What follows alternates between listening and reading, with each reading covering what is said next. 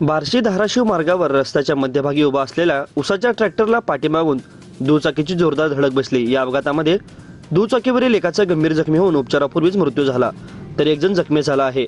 ही घटना 24 डिसेंबर रोजी सकाळी बार्शी धाराशिव रस्त्यावर तांदूळवाडी तालुका बार्शी येथून 700 मीटर अंतरावर घडली। 3 दिवसांपूर्वी याच परिसरात बस जो दुचाकीचा देखील अपघात झाला होता।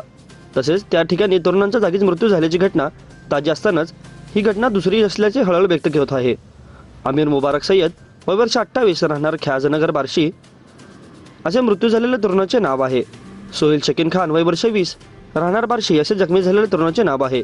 याबाबत फिर्यादीत म्हटले आहे की आमिर मुबारक सय्यद व सोहेल शकील खान हे दोघे धाराशिव येथील मामाकडे मुक्कामी थांबून सकाळी 5 वाजता दुचाकीवरून क्रमांक MH13 EG 7033 बार्शीकडे जात होते। तांदूळवाडीपासून 700 मीटर अंतरावर आले असता रस्त्याच्या मध्यभागी उभा असलेल्या ट्रॅक्टरचा क्रमांक MH13 AJ 5961 पाठीमागील ट्रॉलीला पाठीमागून त्यांच्या दुचाकीची जोरात धडक बसली। त्यात आमिर सय्यद गंभीर जखमी झाल्याने 108च्या रुग्णवाहिकेने पांगरी ग्रामीण रुग्णालयात त्यांना दाखल केले असता मृत्यू झाल्याचे त्यांनी घोषित केले।